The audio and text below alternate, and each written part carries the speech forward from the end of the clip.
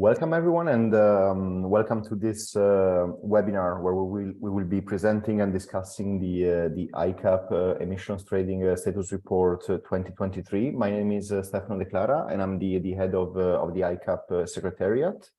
And a warm welcome on behalf of the ICAP secretariat, but also on behalf of all ICAP members and observers. And thank you for joining us on this webinar today.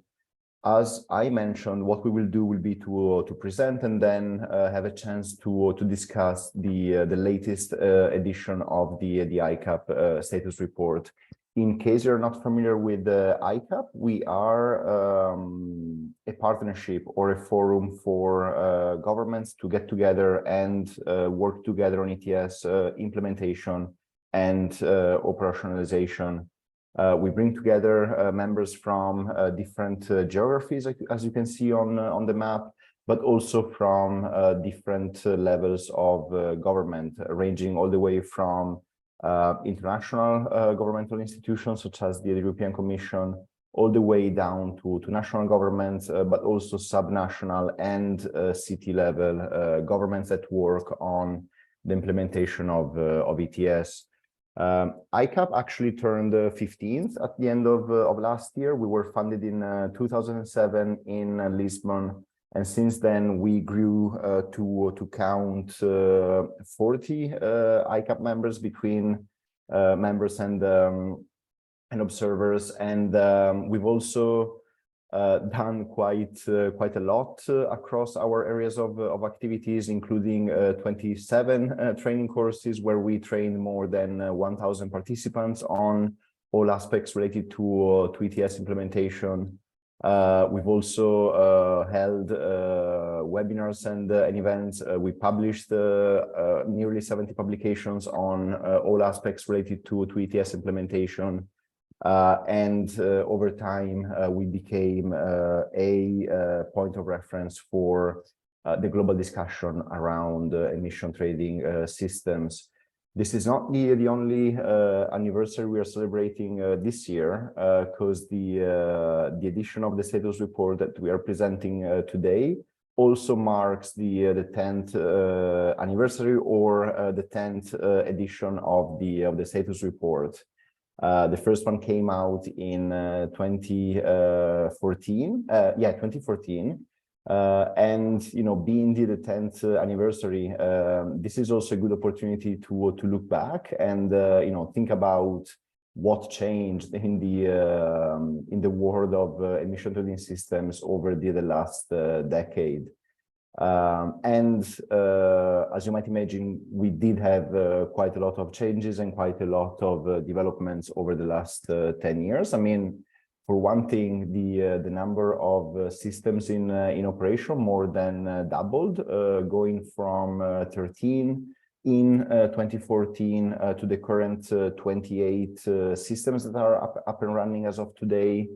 And so did also the global share of emission covered by an ETS cap, which went from 8% back then to 17% today, as we will see later on in the presentation. And beyond the bare numbers and facts and figures, I think it's also interesting to reflect on how the themes around ETS and around the discussion on carbon pricing changed over the last decade. As part of this exercise, we looked back at what we discussed in the 2014 ETS status reports in the very first one, and the report basically opened sorely noting that despite years of international negotiations and comprehensive global accord to fight climate change remains elusive. This, the report came out more or less a year and a half before the Paris Agreement came to be, and also in terms of developments on the ground, it's quite fascinating to see what the main themes were. For example, we had the signed articles from Julia's colleagues at the European Commission that talked about and reflected on the debate on backloading in the EU ETS. If you were around back then, You might remember that backloading was a measure considered as a way to mitigate the oversupply in the system and as a way to counter the really low prices that the system witnessed back then. Prices were below €5, and just a couple of weeks ago, they instead went above the €100 per ton mark for the first time in history. So quite a lot changed there, obviously. A different article also reflected on the first few months of operation of the Shenzhen carbon market, which was China's first pilot ETS, and we know that since then 7 more pilot emission trading systems came online in China. And most importantly, that led also to the development of a national system in China, which is well in operation now, and that we will hear the last news from later on in the webinar. Or for example, the report also looked at the newly founded linking arrangement between California and Quebec, which is now a decade old. So quite a lot changed over the last few years. But this is also an interesting opportunity to look ahead and reflect on what role emission trading systems will play in the future, and especially what role they will play in delivering net zero emissions by 2050. It's also interesting to obviously take stock of the IPCC synthesis report that came out at the beginning of this week, which, as we all know, makes a really big point on stressing the urgency of rapid climate action and rapid emission reductions across all sectors in the coming decade, if we are to still be on track to meet the goals of the Paris Agreement. But it's also interesting to see that the IPCC synthesis report does mention the role of carbon pricing in that process. And quoting from the report, it says that where implemented, carbon pricing instruments have incentivized low-cost emission reduction measures. And also, quite importantly, in the context of the current energy crisis, the report also states that equity and distributional impacts of such carbon pricing instruments, such as carbon taxes and emission trading systems, can be addressed by using revenues to support low-income households, among other approaches. And this is also something that we will touch on in our presentation today, and that I'm sure we will also be hearing from the panel. At the same time, we also have challenges or areas that we haven't explored yet.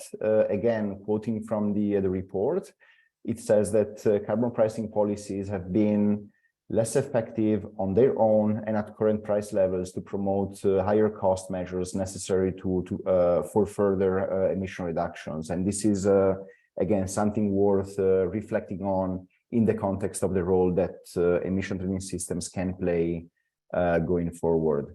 And this is what we are here to do today. So first of all, we will be presenting the new ICAP status report.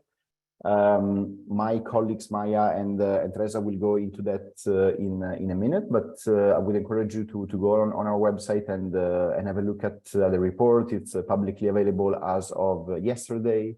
And there you will find a foreword by the ICAP co-chairs, 7 signed articles from key ETS experts and practitioners that reflect on the current trends globally and in their systems. You find infographics that condense key trends and information in a visually accessible way. And obviously the most substantive part of the report, so the 48 fact sheets on all emission trading systems in operation, under development, or under consideration around the world. And the parts of the report are also available in different languages.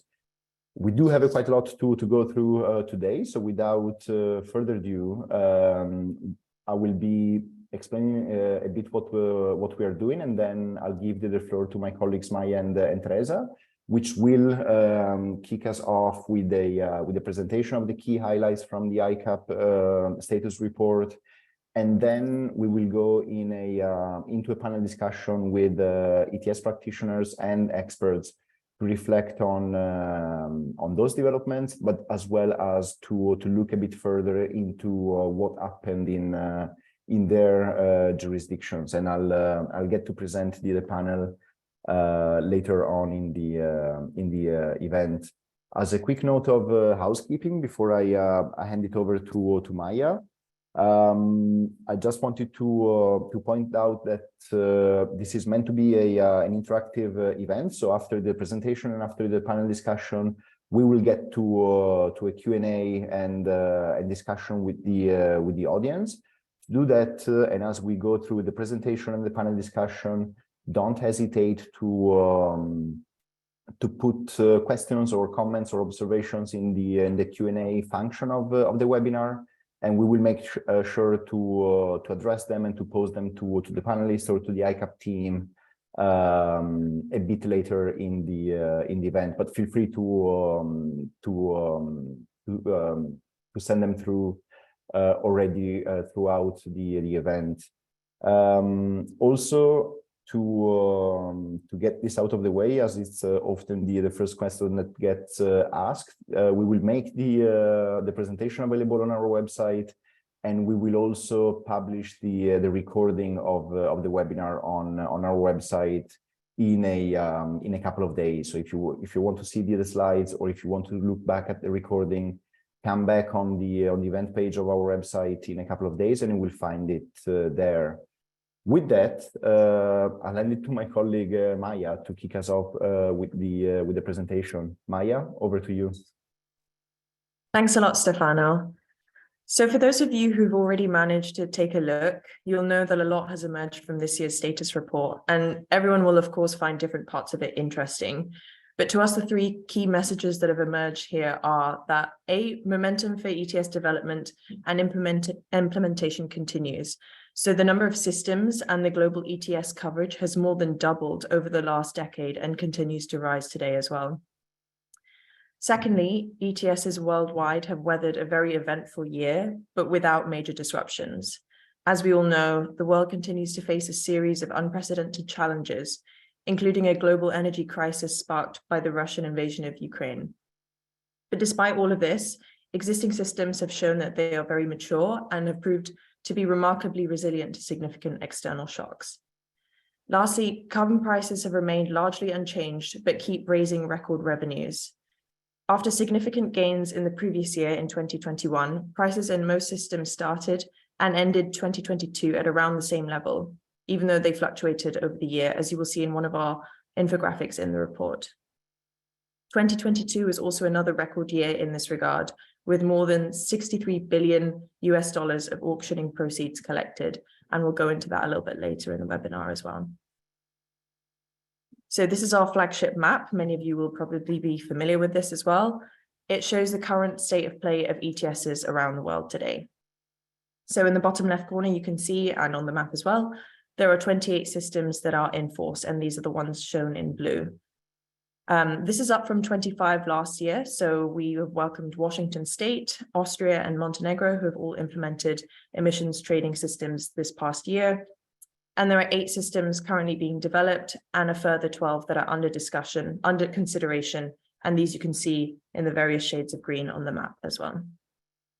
So there's obviously quite a lot to unpack here, and we could spend a really long time discussing all of the little details. But I'd like to give you a brief overview of some of the most interesting developments that have taken place over the last 12 months. And some of our panelists will also be able to provide a little bit more detail as we go on.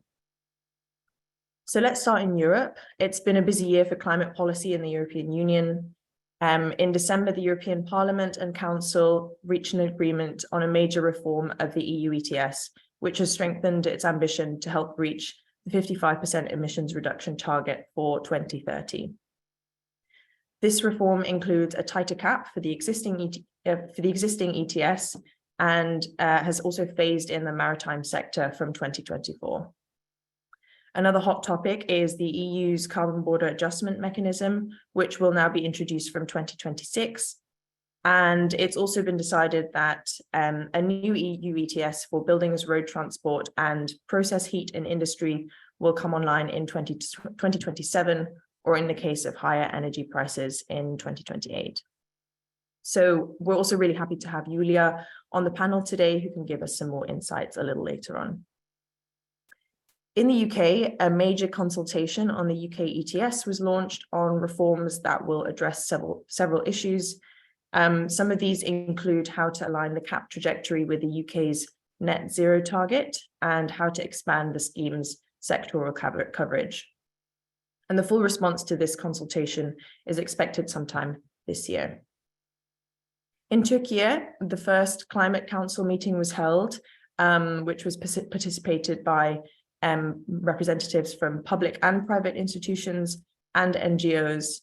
And several recommendations came out of this meeting, including the launch of a pilot ETS next year to align the development of a national ETS with the country's 2053 net zero target.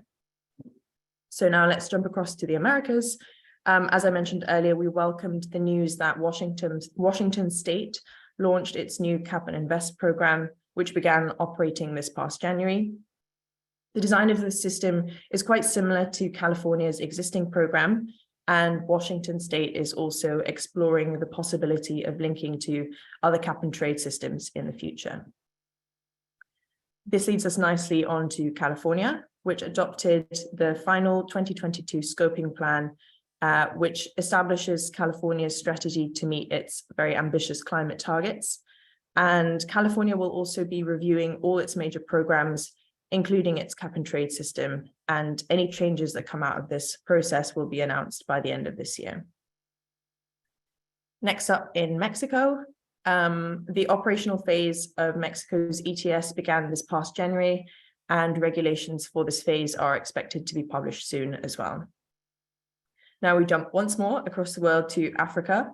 And this is really exciting as it's the first year where we're seeing really concrete steps towards a compliance carbon market in Africa.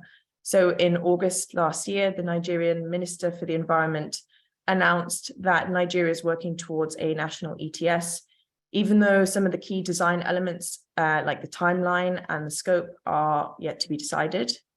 We'll definitely be keeping a close eye on the developments coming out of Nigeria. So finally, moving to the Asia Pacific region, it's great to have Chan-Guo Chang and Ted Jameson on the panel as well to give us some updates on the emissions trading systems in China and New Zealand. But important developments have also taken place in India, where the government took steps towards establishing its own carbon market. A draft blueprint has proposed a phased introduction, which involves two mechanisms. So firstly, a voluntary market supported by a domestic project-based offset scheme and a compliance market with mandatory participation for regulated entities. So the voluntary market is expected to enter into force by July of this year, which will be followed by the compliance market. Last but not least, things in the ETS space have been moving pretty quickly, so much so that we've already had new developments since we closed the report for this year. So in Indonesia, on the 22nd of February, this past February, the Ministry of Energy and Mineral Resources announced that that it had launched a mandatory intensity-based ETS for the power generation sector. And this new system will initially cover coal-fired power plants that account for over 80% of Indonesia's national generation capacity. And we're really pleased to potentially have a representative from the ministry to talk with us today. I'm not sure if he's managed to come online yet, but hope to hear from him as well. I'll leave it at that for this map for now, but obviously please feel free to delve into our report for all of the details and also, of course, on many of more jurisdictions around the world. So here we have another of our famous maps. This infographic, oh, it's not a map, sorry, infographic. This infographic makes it pretty clear how much ETS has proliferated around the world over time. So Stefano mentioned this briefly earlier as well. As you can see, ETS coverage has increased from 5% in 2005, the year that the EU ETS was implemented, all the way to 17% at the beginning of 2023. As mentioned, we have new systems in Washington State, in Austria, and in Montenegro. So the number of ETS systems in force grew from 25 to 28 over the past year, or if we're including Indonesia, or up to 29. Jurisdictions making up 55% of global GDP are using emissions trading today. And almost a third of the global population now lives under an ETS that's actually in force. All of these numbers that I've rattled through really reflect the fact that even in unpredictable times, as we work to reach our ambitious climate goals, policymakers aren't scaling back, but indeed they are accelerating their decarbonization efforts, and emissions trading is playing a critical role here. And we're now going to dig a little bit deeper into the details, and for this, I'll pass on to my colleague, Teresa. Thanks. Thank you, Maya. So here we have another great infographic, which we like to show the diversity of the emission trading systems in place. Let me first draw your attention to the outer circle, where you can see the share of emissions in a country that is covered by the ETS, and that goes from 8% in Massachusetts to 87% in Nova Scotia. So there's a big range. And of course, the focus of this graph is on the sectoral coverage. We can see the blue circles that most systems, and this is the more traditional approach, cover electricity and industry, but there are more and more systems that cover also other sectors, especially transport and buildings. And of course, like sectoral expansions and how ETSs can cover more sectors is one of the key topics in the current ETS policy debate, and widely so because as Stefano has already pointed out, the new IPCC report again highlighted that climate action is urgently needed in all sectors. On these graphs, we show the allowance price developments in the ETS in place. So we see on the left side the development from 2008 to 2022, where we start with low price and then had like this huge, had this increase over the last 3 years with very high rising prices. And then if we go to the graph on the right side, there we can see that in the last year, prices were pretty stable regarding the price level over the year. Obviously, there have been fluctuations because it has been a turbulent year. But overall, we think this is a very positive development, because we can see how systems are mature and resilient, even in difficult times. So this year, the main topic of our status report is also the energy crisis. It's something we want to look at, and we do this by having these graphs where we present the consumer price index. So the standard basket of consumptions, the prices of this basket in the blue graph. Then we have in the orange graph the energy component of this consumer price index, so indicator of how energy prices have developed. And in green, we present the allowance prices. We normalize these three indicators to 100 in January 2022, and we present the time from January 2021 to December 2022. And what we can see very well here is in 2021, the three indicators are increasing. Energy prices already have been increasing in 2021, with the energy crisis starting even before February 2022. And also allowance prices have been increasing, as we've seen in the previous slide. But then if we look at 2022, this development, the development of energy prices and allowance prices becomes uncorrelated in a way that we can see that energy prices and the general consumer price index indicating inflation are increasing, but allowance prices are quite stable over the year and remain the same at the same price levels in the different systems, and even are decreasing in Korea. So what we can draw from that is at least visual evidence that carbon prices have not caused the energy crisis. And in consequence, scaling back on carbon prices will not solve the energy crisis, and might even make it worse, because we know that we need carbon pricing to as part of the solution to reduce our dependence from fossil fuels. So this is the last infographic I will present. Here we have the development of auctioning revenues from all systems, and we have a new record last year with $63 billion collected in all systems, and that's an increase from 58 billion in 2021. So you can see the main part comes from systems in Europe. Yeah, so and altogether we have auction revenues since 2008 at the level of $224 billion.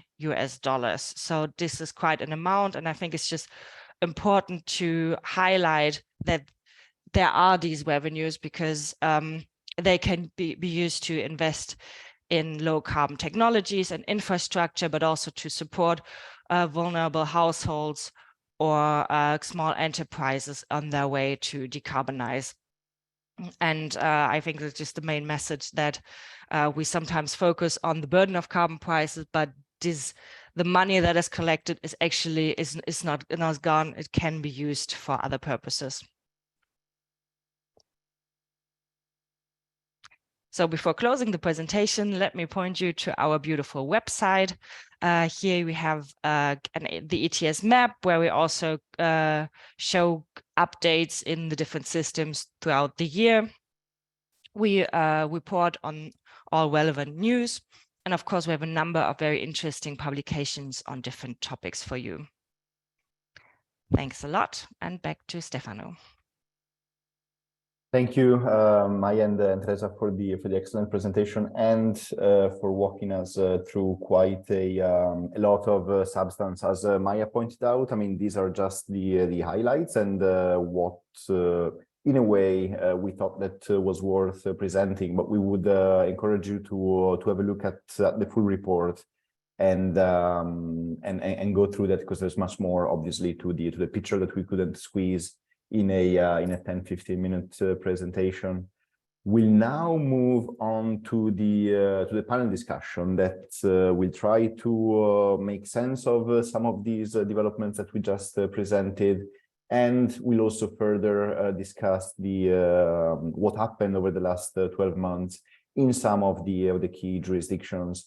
For that, I would like to invite my panelists to come on screen and on camera.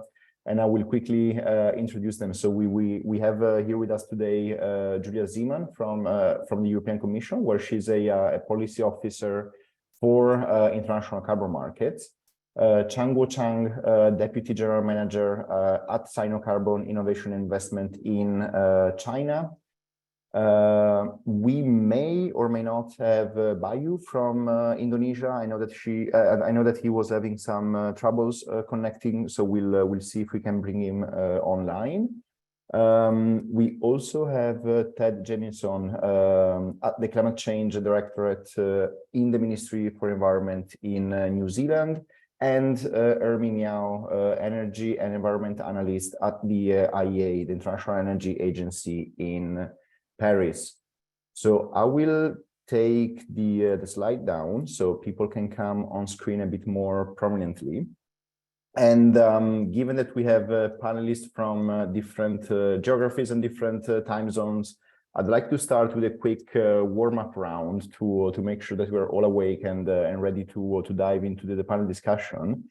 And I'll go through the panel and ask each one of you to share a minute, maximum 2 minutes reaction to what Maya and Teresa just presented. And I will ask you, if there's anything in particular that caught your attention or, that stood out to you out of the findings of the report this year. And I'll start with Julia. Thank you very much, Stefano, and congratulations on the double anniversary, 15th birthday and 10th edition of the report. I think the report itself is quite a unique resource because not only does it fully capture the development around carbon pricing worldwide from the most established and longest standing systems to the developing jurisdictions, but the jurisdictions themselves contribute to the development of the report, which I think very, very much enhances the value and the quality of the report. It's really encouraging to see what has happened in the last 10 years. I think that sometimes, when we work with you on this year on year, there isn't always that much that we can be optimistic about because it doesn't seem that big. But when you look at the last 10 years, it's really it really shows that that the work on emissions trading, on carbon pricing worldwide is growing. 13 systems enforced 10 years ago, 28 now. That's, we in the EU, we know how much it takes to set that up. So it's very much encouraging to see others do that, and the coverage of emissions as well by carbon pricing increasing. I think for the EU ETS in the last 10 years, this has been a very formative time. We've gone through one major revision and are concluding the second one to align the system with the overarching climate ambition. At the same time, we had 2 stress tests of the energy crisis now and not so long ago of the economic crisis due to the pandemic. But I think the commitment to the green transition and to the policy instruments has helped instill confidence and maintain confidence in the EU ETS. The system has delivered emissions reductions of nearly 35% compared to 2005, and since 2013, it's generated over 130 billion in revenues, which member states overwhelmingly spend on energy and climate purposes, just as Teresa was arguing for. And I think the most important part about it is that the polluter pays principle remains at the core of the EU climate policy. And moving forward, I think we are very much committed to using this experience to help increase the not only the number of jurisdictions, but also the coverage of carbon pricing, because there's a lot out there. There's a lot of experience out there that can be shared, but that you can learn from. And I think sometimes it can be also a caution for which routes to avoid. I'll leave it here, and I'm looking forward to the discussion later. Thanks for that, and we'll come back to you in a second. I'll go to Chang next and ask what caught your attention out of the report's findings this year. Thank you, Stefano. And also, I'm sorry I was in a special setting in a car on a travel arrangement, but actually this is very impressive, and I have realized that the carbon price in particular, did not fall because of the energy crisis and the Ukrainian war. And I also recently realized that the EUA spot price, the price has already surpassed 100 euros. And I think this is quite very impressive and give confidence to us that in particular, the EU ETS as the flagship policy instrument of the EU climate package, and also, we in China also watch closely about what will be the impact of the energy crisis on the EU ETS.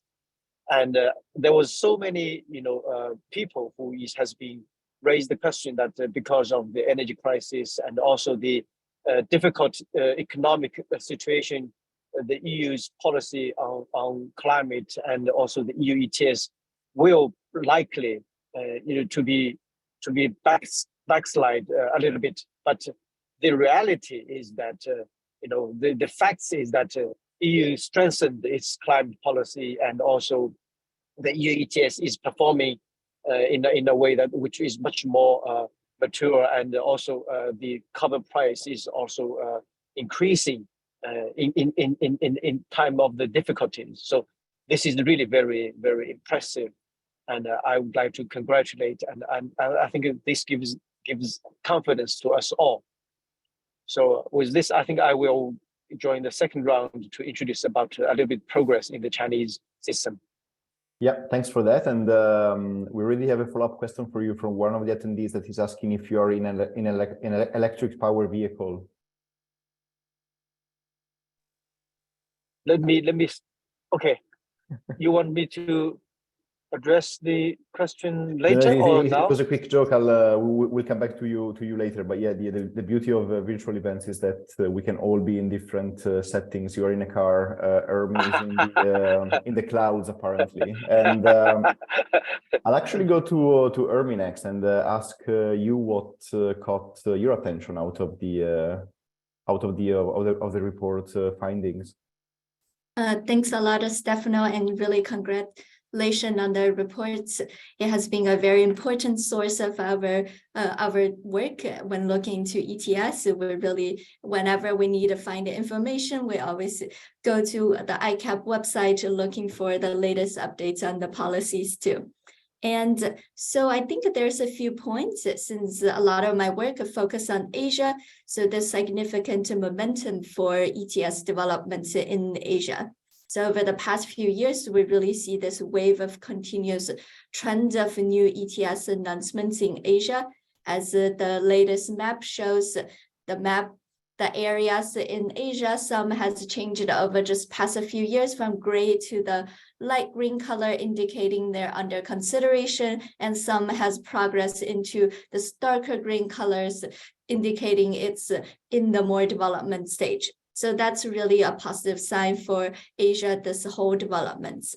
And the second point is always on the report, showing so many different ETS. It really captures this point of the diversity of instruments.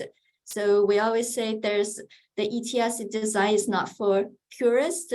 There's not one single way for everybody. That's the right pathway. So I think this presentation and also the report really capture this point that there are so many different ways, so many different stage of development, and really tailored to national circumstances. And the last point is that, especially for us living in the Europe, that the energy crisis is quite an overwhelming factors in our daily work in life. So really against this backdrop, it's quite surprising to see that the ETS really remained resilient and even generates a significant auctioning revenues in 2022. And as moving forward, this can be quite an important source for clean energy financing. Thank you, Ermi. I'll go to Ted with a similar question. Thank you. And first of all, congratulations on the scale and quality of the report, and particularly on those infographics, which are always good and very impressive. Things that struck me from the presentation are, firstly, I would like to echo the point that it is really encouraging that emission pricing has proven to be extremely robust and has been maintained through the crisis year that we have just experienced. And perhaps even going back a bit further, the legislation that instituted a quite major reform of New Zealand's ETS was actually completed and passed by the Parliament at the time that the entire country was locked down because of COVID. And I think that is another example of the fact that these policies have proven to be robust. 5 years or so ago, I certainly would not have been optimistic that the kind of level of emission pricing that we have in this country now, and possibly in other countries as well, would be politically achievable. So I think it is a very good reminder of the positives. In the last year, New Zealand has not experienced the kind of energy crisis that Europe has, because our dependence on imported fossil fuels is only for the transport sector, and New Zealand is essentially a self-contained island as far as other energy sources are concerned. But we certainly have had a year in which inflation, and fuel price inflation is included in that, has been an overriding influence on our politics, and has prevented the ETS settings that we have from being advanced to a further level. In December last year, our Independent Climate Change Commission recommended trigger prices and reserve prices should be radically increased starting this year. The government has not gone along with those recommendations. We are on a slower path, but we are still on a path. Those are the main things that struck me. Thank you. Thank you for that, and I think this was a really good first quick round to get into the discussion. We'll now dive a bit deeper into the updates in like coming from your jurisdictions, and we'll start with Julia. And as we all know, there were quite a lot of news, headlines, and actual developments coming out of Europe over the last few months. So would you mind taking us through the main things that came out of Europe and regarding the EU ETS recently? Thank you. Thank you, Stefano. And well, I suppose some of the points that I'll make have already been raised in Maya's presentation. So I won't. I'll try to make it, new and interesting. I think most importantly, what we have in the EU at the moment is climate targets enshrined in the Europe's first climate law. The goal is to become climate neutral by 2050, and as a first stop, by 2030, reduce emissions by at least 55% compared to 1990 levels. And that requires contribution from all sectors of the economy. And to this end, emissions trading is leveraged to ensure that this happens, and that this happens cost effectively, and that this also happens in a quite progressive way by means of an improved use of auction revenues. So indeed, as you highlighted in the presentation, what we have done is that we are strengthening the ambition of the existing EU ETS, tightening the cap, adjusting the measures such as the market stability reserve or excessive price controls, adjusting free allocation, making it conditional on decarbonization measures, phasing it out for free allocation, but also adapting the EU ETS for aviation and extending it to maritime transport. I saw a question already about how the EU ETS will interact with CORSIA. Well, this is what we are doing exactly. The EU ETS maintains the coverage for inter-EU flights, and CORSIA will cover international flights. This relation will be reviewed and assessed over time, but for now, this is how the two systems will operate with a complementary coverage. Then on the other hand, we have a completely new system, so-called ETS2, for road transport, buildings, and industry currently not covered in the EU ETS. And there, this is a new chapter targeting sectors that are also covered by national emissions reductions targets that all member states have under the effort sharing regulation. So it's a very new stream of complementary carbon pricing and targets. In fact, you could argue that for the EU ETS we have that as well, but under renewable energy targets, energy efficiency targets. So it's definitely a step up in terms of trying to target climate action or to deploy climate action through different types of both carbon pricing, so pricing measures, and regulation.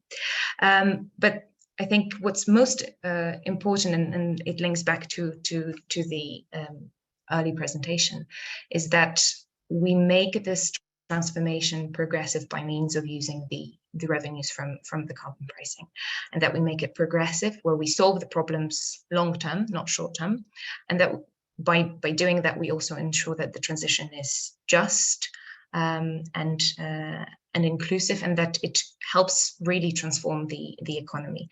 So what we are doing in the EU ETS revision is, first of all, we introduce a commitment for member states to use 100% of their auction revenues on climate and energy related measures. Member states already do so at a level of at an average level, I should say, of 75%. But as you and colleagues have noted, with an increased revenue over the last few years, bridging that 25% gap can really go a long way.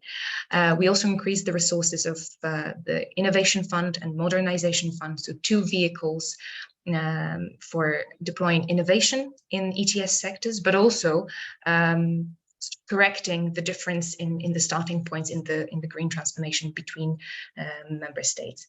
And finally, to aid transformation in the ETS2 sectors, particularly road transport and buildings, we are setting up a social climate fund, so a fund to help advance investments in the decarbonization of the heating and cooling sectors, in the transport sector, but also a fund to help ensure that this transformation addresses energy poverty, but also transport poverty, and hopefully by leveraging these resources, we can continue not only robust implementation of this policy, but also stakeholders and citizens' confidence in the fact that this is benefiting not only the climate but them as well. Thank you. Thanks for that, and for a really comprehensive overview in a short amount of time. I'm sure we'll come back to you in the discussion part, because there are some questions on the EU. But yeah, really thanks for that. I'll turn to Chan now, if he's still able to come on camera and unmute himself. And yeah, there we go. And I will ask you to give us a brief update on what is happening in China and what has happened in China over the last few months. I'm not sure if you're keeping an eye on the Q&A box of the webinar, but we do have a lot of questions on China. So this is obviously a really interesting market and an interesting development that people are looking at. So we'd be grateful for a quick overview of where things stand. Over to you. Okay, thank you. I think first I will give you some update on the Chinese carbon market before I will take a look at the questions. So I will answer the question in a later round. First is that it's just in a very good timing is that the national government has just recently announced the allocation plan for the second compliance phase, and we are about to have a second compliance, and the deadline for the second compliance is the December 31st, the end of the calendar year of 2023. So it's the end of this calendar year will be the deadline for the compliance. But still, we are anticipating is that according to the current information is that we only have the power sector under coverage. So the government did not announce any specific plan, or there's no document indicating that we are going to expand the coverage of the sectors for this second compliance year. But we are not 100% sure that later they are not going to have another plan. But so far, it is only the power sector. But if we look at the allocation plan, is that they have tightened the benchmark for roughly 10% than the previous year. But there was one particularly important point is that the benchmark is decided based upon there was a balance. It's the balance point, which is that the surplus and the shortage will be balanced. So this is the major consideration for the benchmark for this compliance season. So the compliance will be also the second 2 years. So it's very similar to the first compliance is that it covers the 2 year for the year of 2021 and 2022. So it looks like that we are going to continue the every 2 year for compliance. It's just like it looks like we are going to have a modality of have a compliance deadline, compliance season for every 2 years. So this is the current situation. And also, I think one of the point I would like to mention is that for this compliance year, the government is going to have some of the special remedies for the enterprises, for those who have difficulties to have the compliance.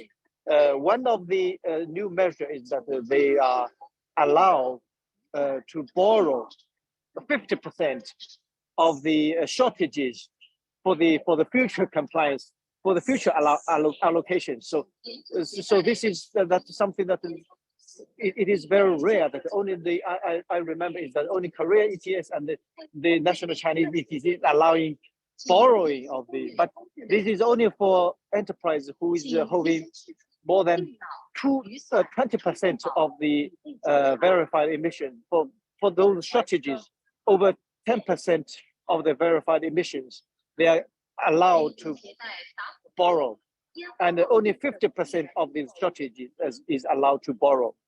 So this is the conditions.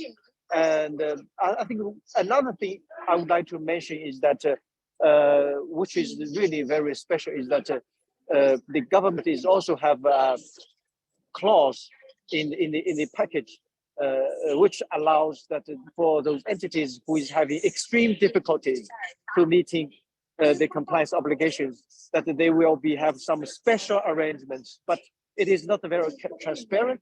It is not very clear. But obviously, there was a backdoor for those companies that who is having extreme difficulties. But also, the difficulty is that they are going to have the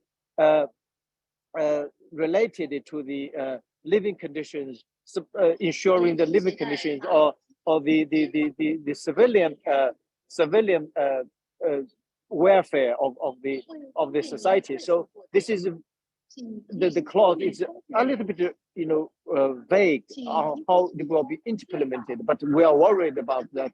This might be some of the loopholes for the system. But anyway, is that we anticipated that there will be, no matter how the government is going to have some measures to soften the obligations or lift the burden on the companies, but there will be some of the companies who will have difficulties or they will have shortages. And we anticipated that because the liquidity of the market is not very good. And according to the experience in the first compliance is that for those companies who is having shortages, it will be difficult for them to get the allowances on the market. And even though the government is having these new measures to help the companies to meet in compliance, we anticipate that for those entities who have shortages, there will be still very difficult for them to get allowances on the market. So we still anticipate by the end of the year, there will be some struggling of the buying of the allowances, and the price might be, surge or rise a little bit, just like the previous compliance season. That for those rush to buy, they will be, have higher price. And the last point is that the Chinese voluntary carbon market, the CCR market, is still on suspension, and there was so many anticipation and expectation that they will be restart this year.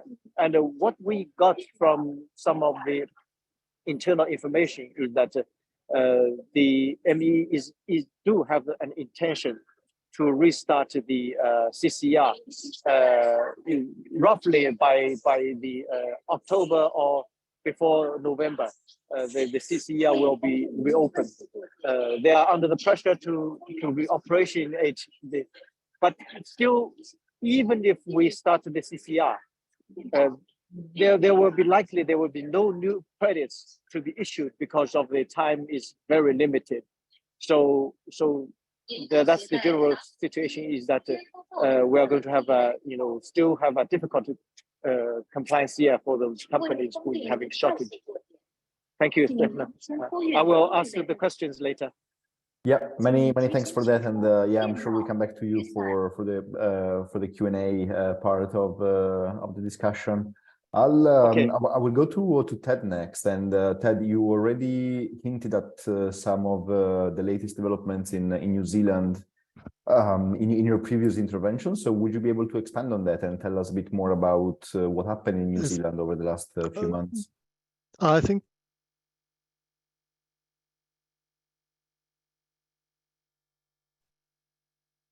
even a year ago now, but has not actually implemented change because industrial allocation baselines in our scheme were set early, and legislative change would be required to carry out a one-off update.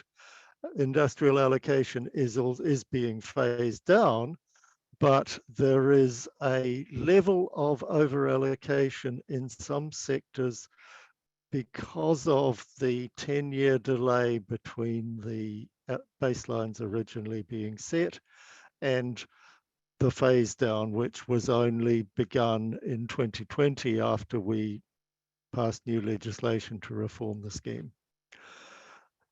Secondly, just one day ago, the government announced a more comprehensive review of the ETS, which will focus on the role of forestry.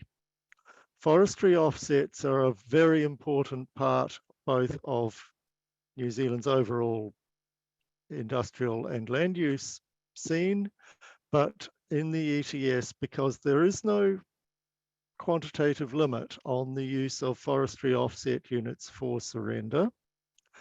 And what forestry offsets in the ETS currently do is to incentivize the establishment of new plantation forestry using exotic species, which achieve a more rapid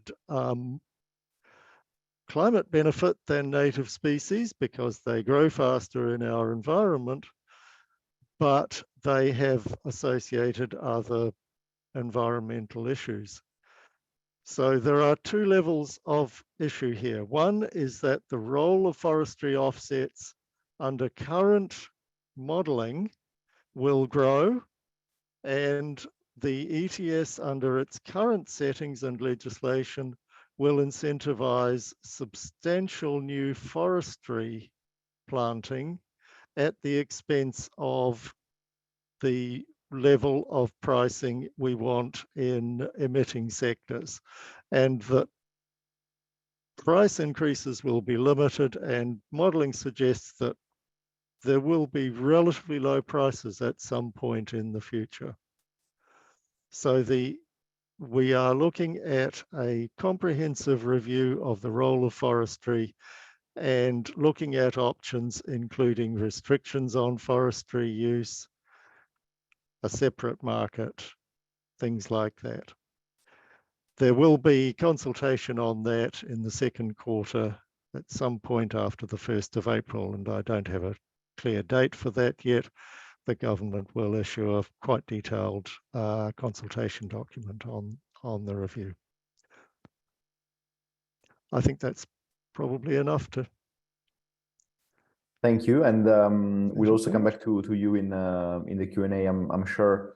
Before we get there, I want to go to Ermi next, and Ermi has the privilege of working on quite a few of the markets, especially in the Asia Pacific region. So I just wanted to ask you for your observations on the trends and developments on these markets, especially from the vantage point of your work, and tell us a bit more about what you think of these developments. Thanks, Stefano. And it's really fascinating hearing from all the latest updates from people, actual practitioners from the country. And so at the IEAs, our mission is really to work with the governments and industry to shape a secure and sustained energy future for all. So my intervention will be focused on more general observations and reflections from our work assessing carbon pricing system and our experience of working with a wider variety of countries on that topic. So especially from like an energy world context, we're really in this midst of this global energy crisis. While the crisis brings a lot of risk and challenges, it also provides an opportunity to accelerate the development of a cleaner and more secure energy system. So as many of the policy makers worldwide are really reassessing their priorities and addressing constraints within the energy system. So ETS, or in generally on carbon pricing, could play quite an important role in this transition. So particularly from a financing clean energy transition perspective, so price signals are crucial. So getting price signal right in energy transition requires a means to really reflecting the negative externality generated by carbon-related emissions. It is a positive sign to see that so much interest in the ETS, and particularly from the emerging and developing economies in Asia. We have also seen quite some notable developments in the emission trading system and carbon credits markets in Europe and Asia, as outlined by Julia, Chen, and Ted before too. So ETS really should be seen as a source of clean energy finance, and taking the EU ETS as an example in this case. So the auctioning revenue generated has formed the EU modernization fund that has dispersed quite over 4 billion euros on projects of reducing GHG emissions across all sectors. There's also the innovation funds that's supporting many of the different projects. This really demonstrated a potential of what the ETS could play in terms of as a financing sources. However, setting up an effective and efficient ETS is really not a simple or short task. A lot of work has been done, but so much more is needed to really raise up to the level of countries' climate ambitions. So the price of permits on the European Union's carbon market hits over 100 euros just in the first time, just in the February. And this is the result of years of hard work from policymakers and stakeholders on ETS itself, and also on the companion policies and some overall climate targets and ambitions. So EU ETS also had in previous years some sustained low prices that some of the other ETS have been seeing. So it really takes time and works to really achieve the level the EU ETS is at. And we have also seen the Korean ETS has run through several phases. and it has addressed the different issues and challenges in each of the phases, and most recently introducing both near-term and longer-term changes to better align with the cap of the updated NDCs. And at the IEA, we also support some of the ETS that's in the earlier stage to really look ahead at what some possible options for moving forward.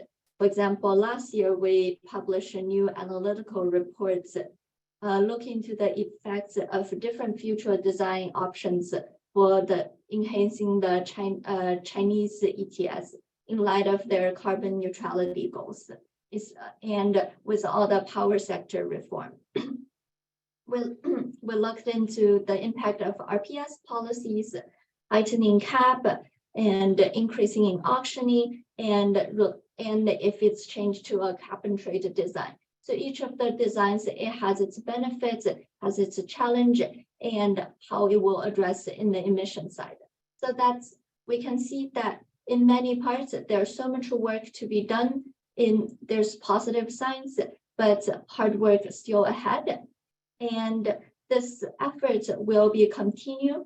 And as mentioned before, that the ETS design globally really have this element of significant diversity. So we have seen that ETS are uniquely tailored to the specific local circumstances and are at different stage of development.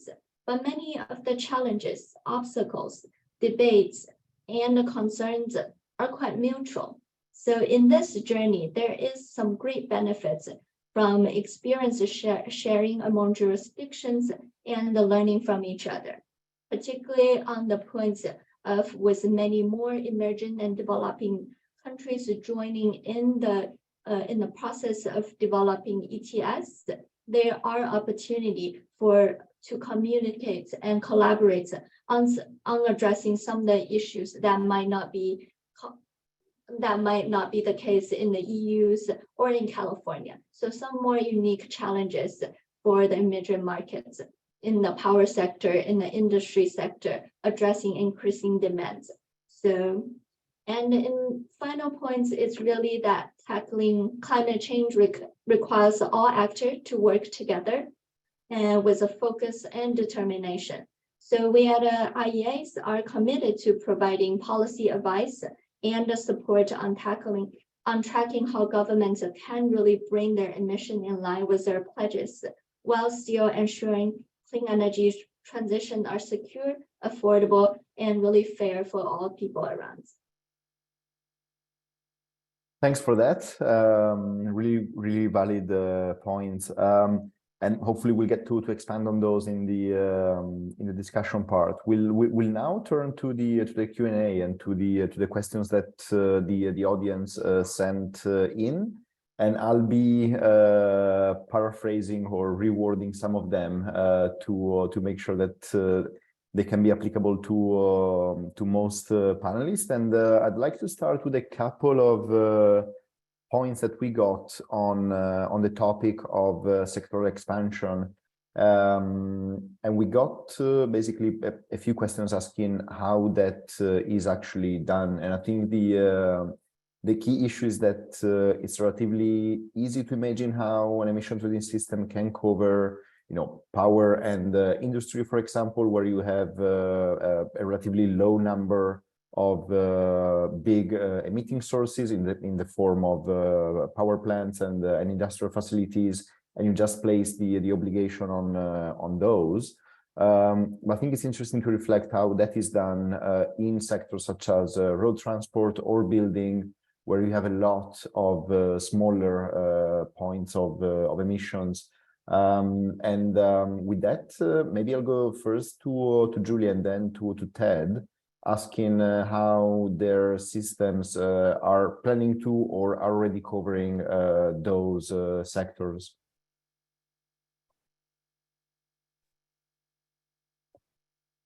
Right. I suppose it's with the current EU ETS, it's quite diversified, because on the one hand you have the stationary installations, so a completely different animal, if you'd like, from the aviation sector. And then, although also a transport sector, you'd find that the specificities of the maritime sector that will be included now in the EU ETS is also completely different. And at the same time, the infrastructure of the system has common elements applicable to all of them, and with that, basically, each subsequent step that ensures robust implementation of the system needs to be adjusted and needs to reflect the specificities of each of these sectors. So there's a lot of work already underpinning the current functioning of the system in terms of the implementation, but there is a lot of work ahead of us to adapt the rules moving forward. A nice example would also be the fact that one of the review clauses included in the revision of the EU ETS is looking at starting the monitoring, reporting, and verification of emissions from municipal waste incineration for the purpose of a potential inclusion. So there again, the MRV term has many different facets that we now need to explore to adjust to the changing scope. I'll pass on to Ted. Thank you, Ted. Thanks. For the energy and building sectors, I think we have largely avoided that the issue of a multitude of small participants by placing the obligations upstream. For example, we have pretty complete coverage of liquid fuels with only 5 participants, because importers and the refiners are the participants. Where we do have large numbers of small participants are in a few sectors, like synthetic gases, importers of refrigerant gases, and to some extent exporters. And in forestry, some quite small landowners have forestry blocks and are involved in quite sophisticated monitoring of the removals and pools of carbon in those forest areas. One thing that we do to manage the overhead issues is to essentially require self-reporting with random audits rather than third-party verification of every emission return. Thank you. Jeremy, I saw that you came on camera. Do you want to add anything to that on this issue? No, I think Julia and Ted covered quite a lot, but in generally, that's we have seen from most of the ETS system is trying to avoid on smaller installation, really on this opportunity cost and the difficulty in MRVs. So how to address it from upstream in the fuel side or from different ways of the covering. So I think they have already covered. Thank you.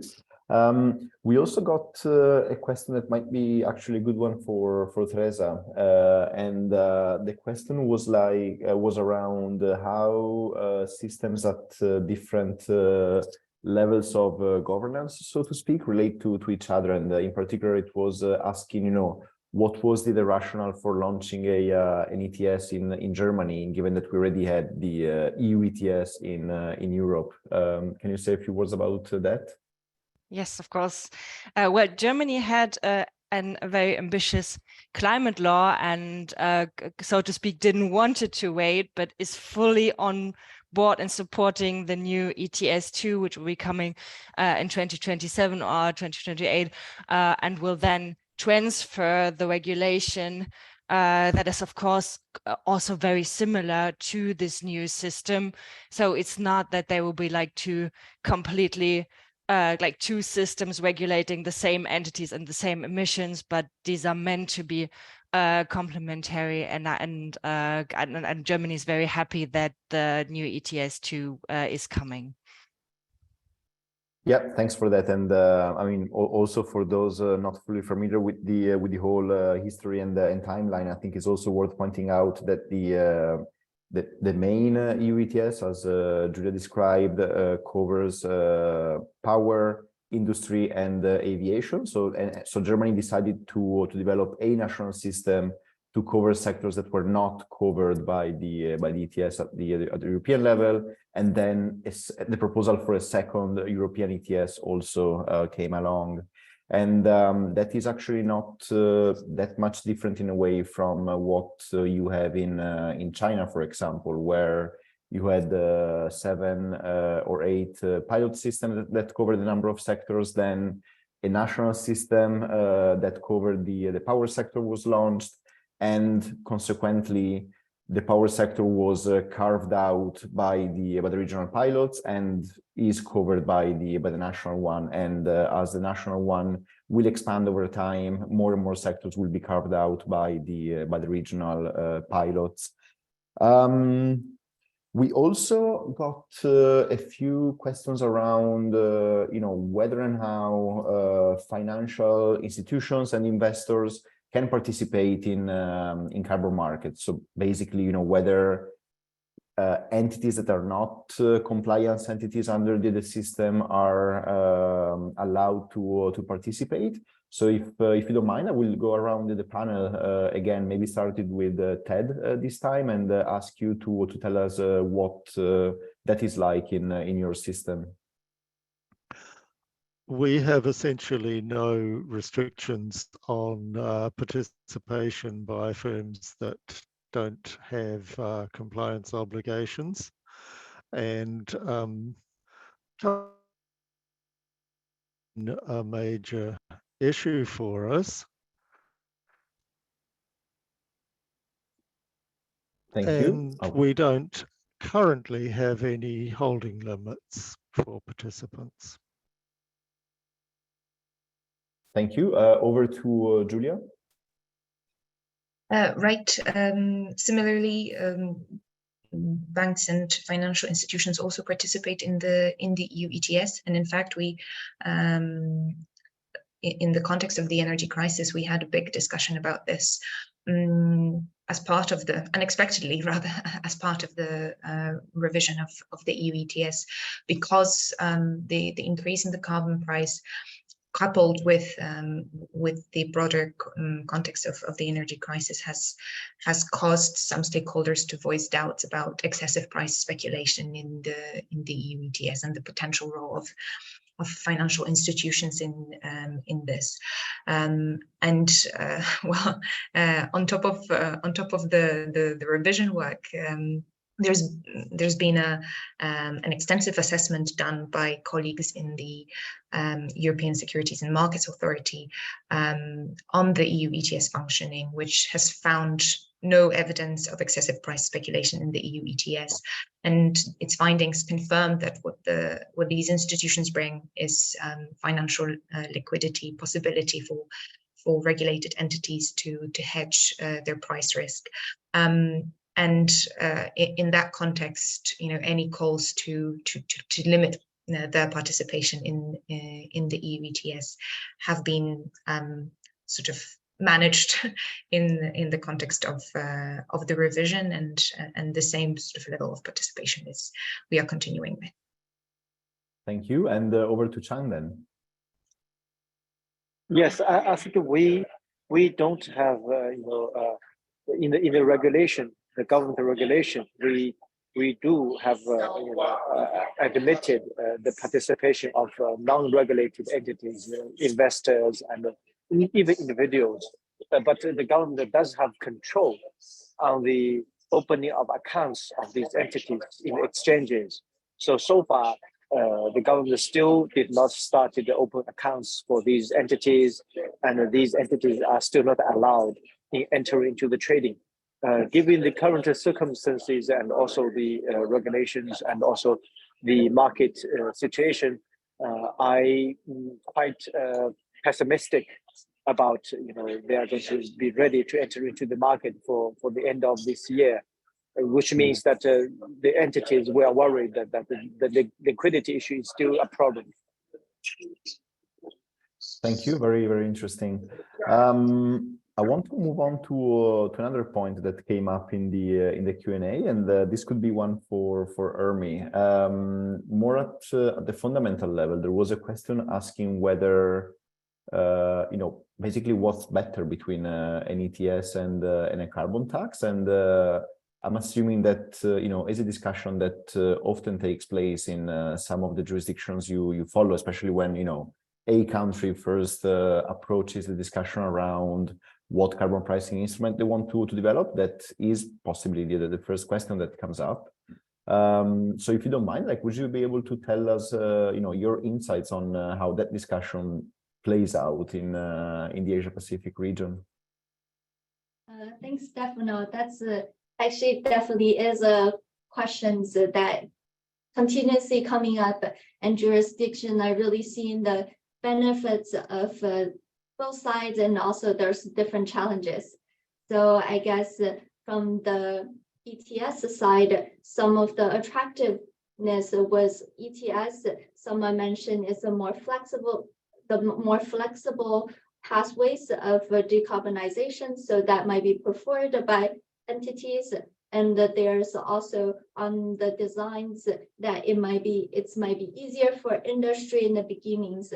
For example, in the case of Korean ETS, with a significant free allowance in the beginning, it's much easier for industry as an easing phase. So it's an options that be more preferred. Instead of if it's a carbon tax, the liability will be harder as to how you can possibly mitigate. But on the kind of more on the MRV side, ETS for building this market with many of the emerging and developing countries, it is not an easy task. It needs extensive data, extensive understanding of the markets, and also entities that really have the visibility, the knowledge, and the ability to really participate to make it a liquid and functioning market. So in this sense, it has quite some of the difficulties. In carbon tax, as it's already quite existing system, it might be administratively easier, but it could be on legislative process, on all different process. Maybe passing additional tax will be a barrier. So that's also we have seen. And in some of the cases, for example, what has been mentioned between the EU ETS and the Germany's EU ETS, and some of the combination of like a carbon tax. So that has shown, because it might be working for different sectors and different implementation. So there's different options for how moving forward. And for example, in Indonesia's case, it is choosing a system that combines both ETS and the carbon tax. So yeah, I feel it will be a continuous debate and harder. It's really tailored to each administration's preference and the political, social-economic environments at the time. Yeah, no, thanks for that. It's an excellent answer, and I guess one additional point worth considering in a context of high inflation is that a fixed tax rate can quickly lose the the environmental outcome if the effective tax rate decreases over time due to high inflation. So I guess that's also something to be kept in mind these days. As a quick follow-up, do you also see a similar discussion happening between compliance and voluntary carbon pricing instruments in the region? Because that is the other big discussion that a lot of countries are going through. I think, yeah, there's quite some discussions about the role of voluntary markets here too, since there's a lot of a push on the compliance markets and the role it plays. So I guess on both sides, from a more personal view, it's really see it as an instrument to help finance clean energy transition, especially for developing world. So they really played from different ways. So in a way, they can work together to help finance more. And now with a lot of the international agreements, such as Article 6, how the rule can play in the carbon credits and how it can translate, and but also with this domestic compliance markets having more of a carrots and stick approach. So I see their role to play together, but it's a whole long process about how they can work together. I think Indonesia and is having some thought about how to use some of the credit to be offset and how to integrate this too, but it's an ongoing process. So I wonder, I don't know if other jurisdictions have some experience on this side.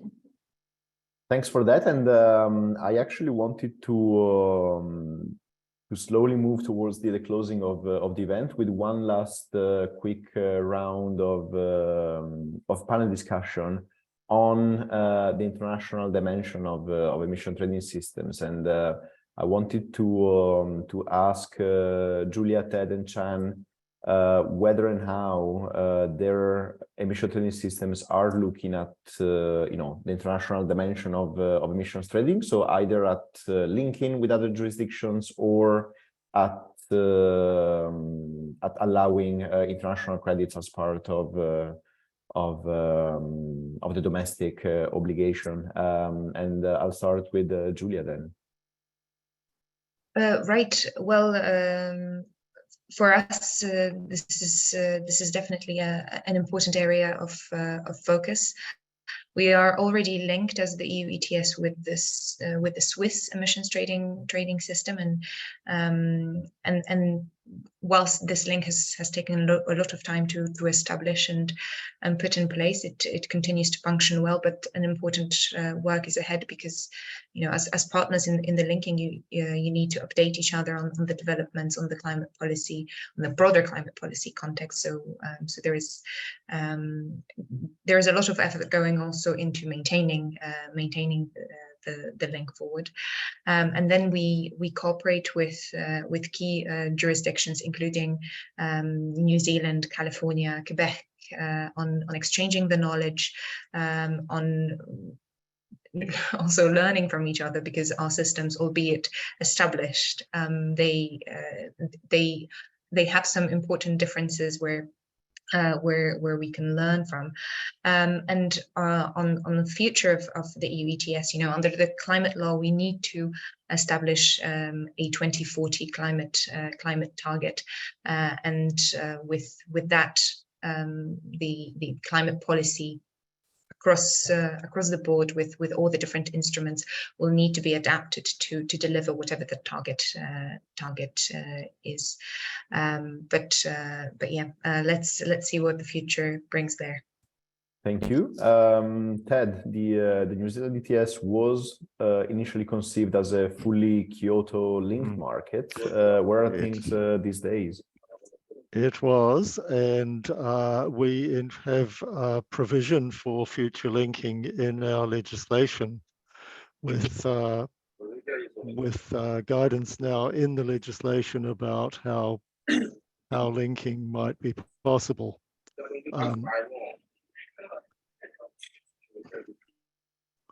Beyond that, we need to be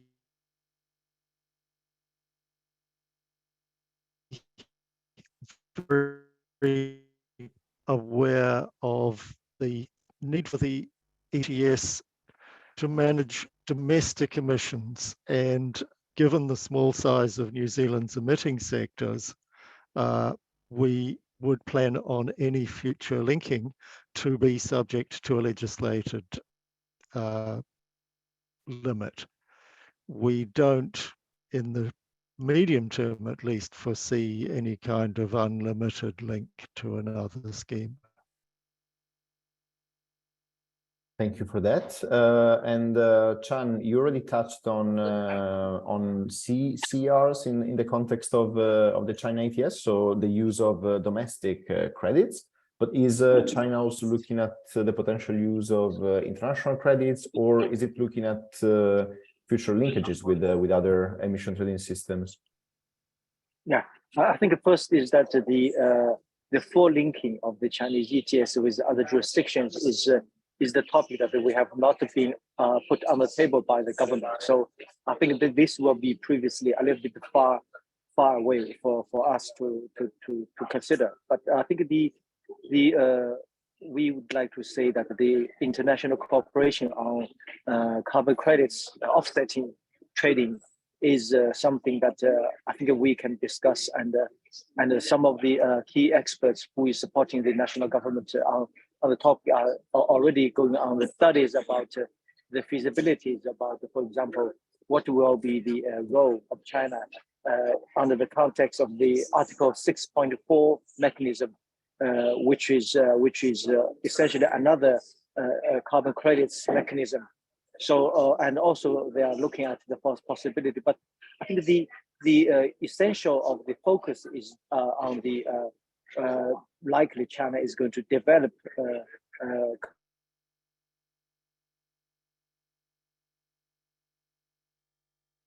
whoops, we almost made it to the end of operate and having investment projects in third countries, and this is something that internally we are discussing and debating.